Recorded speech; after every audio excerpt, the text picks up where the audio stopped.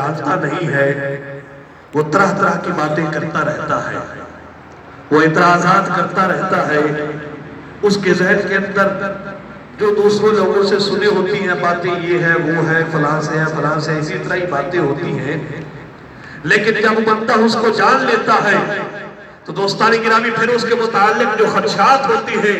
جو غلط فہمیاں ہوتی ہیں، جو غلط باتیں ہوتی ہیں، جو لوگوں نے اس کے کانوں میں بھری ہوتی ہیں، جب اس کی ذات کے متعلق، اس کی شخصیت کے متعلق اسے پتہ چلتا ہے تو پھر ساری غلط فہمیاں ختم ہو جاتی ہیں،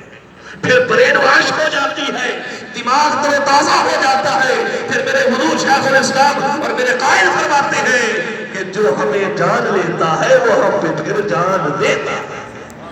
جو ہمیں جان لیتا ہے کہ جو ہمارے ساتھ منسوب ہو گیا ہے، ہم بھی نہیں جانتے تھے 2000 سال تک، ہم بھی نہیں ان کو سمجھتے تھے، کوئی کچھ کہتا تھا کوئی کچھ کہتا تھا، ہم بھی سنا کرتے تھے۔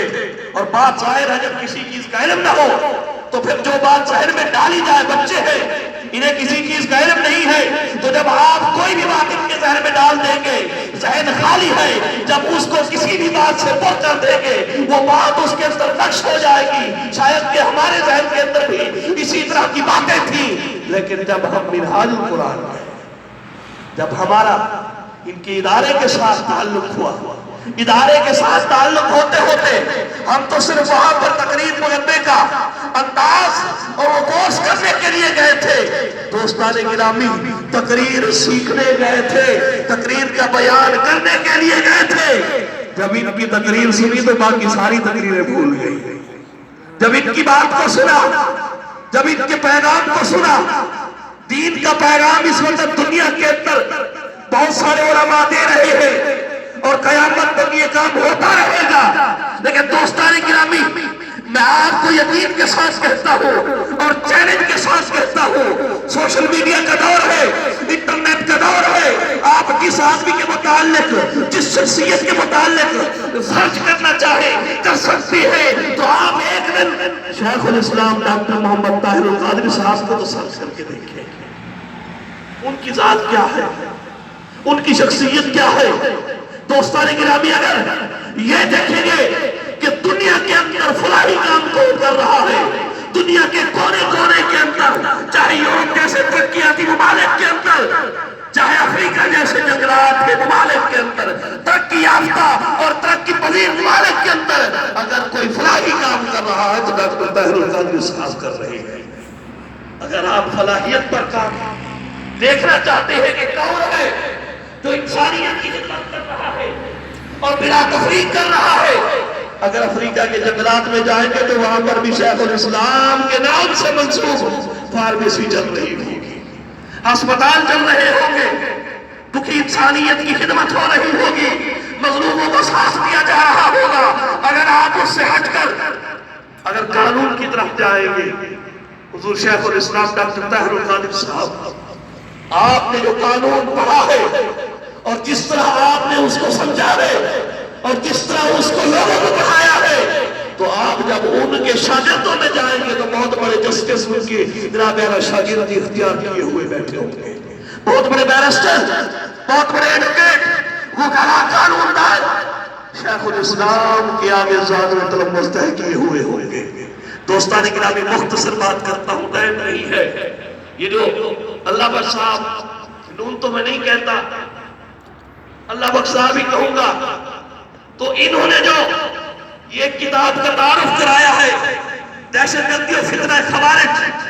دوستان گرامی یہ کتاب لکھنے والا کون لکھے گا ایسی کتاب؟ کون بولے گا ایسے موضوع پر کہ جو بھی بولتا ہے اس موضوع پر مسجد میں بیٹھا ہوتا ہے وہیں پر اسے ختم کر دیا جاتا ہے، مدرسے میں بیٹھا ہوتا ہے وہیں پر ختم کر دیا جاتا ہے، سفر ہوتا ہے وہیں پر ختم کر دیا جاتا ہے۔ ارے شیخ الاسلام ڈاکٹر طاہر القادری پوری دنیا کے اندر وہ واحد شخصیت ہے جنہوں نے کھل کر دہشت گردی کے خلاف بات کی ہے، اور انہوں نے ایسی تاریخی کتاب، یہ کوئی عام کتاب نہیں ہے، 250 کے قریب کتابوں کے اندر، زبانوں کے اندر اس کتاب کے اندر جمع ہو چکی ہے، 250 کے قریب، اور اس کتاب کی جب رونمائی ہوئی، اشاعت ہوئی، تو اس وقت یہ واحد کتاب ہے کہ جس کو پوری دنیا کے میڈیا نے دکھایا، پوری دنیا کے لوگ وہاں پر موجود تھے، اپنے بھی تھے، پڑھائی بھی تھے. جب انہوں نے دیکھا چونکہ پہلے مسلمانوں کے متعلق غلط فہمیاں پائی جاتی تھی کہ مسلمان دہشت گرد ہیں، ہر روز اخبارات کے اندر ٹی وی کے ذریعے سے پتہ چلتا تھا فلاں داڑھی والا، فلاں مولوی صاحب، فلاں قاری صاحب، فلاں نے وہاں پر دہشت گردی کی، خود کو حملہ کیا، یہ کیا وہ کیا. اور بالخصوص 9/11 کے واقعہ کے بعد مسلمانوں کو دہشت گرد قرار دے دیا گیا تھا. اگر کوئی مسلمان یورپ جانا چاہتا تھا، امریکہ جانا چاہتا تھا، تو پھر اس کے لیے اسے بہت بڑے پروسیس کا سامنا کرنا پڑتا تھا. لیکن دوستان گرامی، دنیا جب مسلمانوں کو دہشت گرد کہہ رہی تھی، میرے شیخ الاسلام نے اس وقت قلم اٹھایا اور دنیا کو بتایا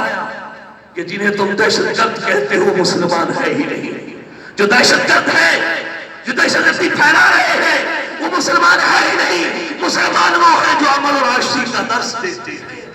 اور انہیں پتا تھا کہ میرے خلاف پھر تحریکیں بھی شروع ہوگی، فتنہ بیارہ مجھ پر اٹیک بھی ہوگے، حملے بھی ہوگے. لیکن شیخ الاسلام کی میں ایک بات بتاتا ہوں، جہاں تک میں ان کو جانتا ہوں، جہاں تک میں ان کے متعلق آپ سے بتانا چاہتا ہوں، وہ یہ ہے کہ اس وقت پورے پاکستان کے اندر بڑے بڑے علماء، بڑے بڑے پیران اسلاف مختلف تحریکیں لے کر جاتے ہیں. کوئی جناب اعلیٰ اسلام آباد چلا جاتا ہے، کوئی لاہور چلا جاتا ہے، کوئی نفاذ شریعت کی ڈیڈ لائن دے دیتا ہے. لیکن دوستان گرامی، میں یقین کے ساتھ کہتا ہوں، چیلنج کے ساتھ کہتا ہوں کہ کوئی پیسے لے کر بک جاتا ہے، کوئی جناب اعلیٰ کسی کو ڈرایا جاتا ہے، دھمکایا جاتا ہے، خاموش ہو کے بیٹھ جاتا ہے.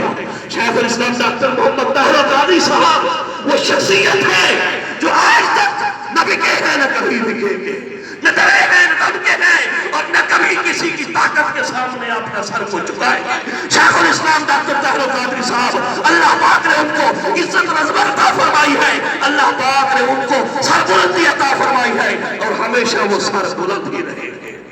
اور دوستان گرامی، بات یہ ہے کہ ان کی شخصیت کا اندازہ جب انہیں بکنے کی جناب اعلیٰ فرمائشیں کی گئی اور پتہ نہیں کتنا کچھ ان کو آفت دی ہوگی، جب انہیں ڈرانے کی دھمکانے کی کوشش کی گئی اور ان باتوں میں نہ آئے اور وہیں پر بیٹھے ہوئے کینیڈا کے اندر اور اپنا پیغام دے رہے ہیں اور کہہ رہے ہیں کہ میں آؤں گا، یہ ظالمانہ قانون ہے، یہ ظالمانہ نصاب ہے، یہ ظالمانہ نظام ہے، اس کا خاتمہ ہوگا کہ جس کے اندر دہشت گردی بڑھتی جا رہی ہے، جس کے اندر کرپشن بڑھتی جا رہی ہے، جس کے اندر لاقانونیت بڑھتی جا رہی ہے، ایسے نظام کا خاتمہ ہوگا اور ختم ہوتا رہے گا. دوستان گرامی، اس انقلاب کو روکنے کے لیے بڑی کوشش کی گئی، لیکن جب آپ بس سے بس نہ ہوئے تو پھر لاہور کے اندر قیامت صغریٰ برپا کی گئی.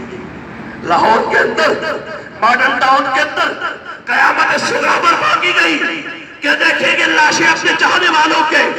دیکھیں گے لاشیں اپنے ساتھ منسوب لوگوں کے، تو ڈر جائیں گے، بیٹھ جائیں گے.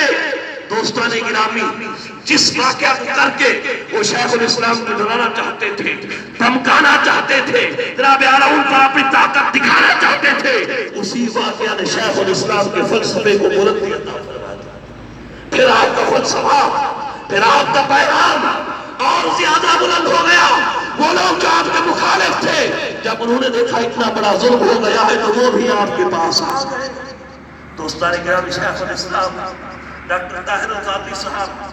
کوئی عام شخصیت نہیں ہے، کوئی عام ذات نہیں ہے، کوئی عام قائد نہیں ہے، کوئی عام عالم نہیں ہے. یہ تو ایسے عالم ہے، یہ تو ایسے قائد ہے، یہ تو ایسی شخصیت ہے کہ اگر طارق جمیل جیسی شخصیت بھی آتی ہے تو ان کی کتابیں لے کر جاتی ہے.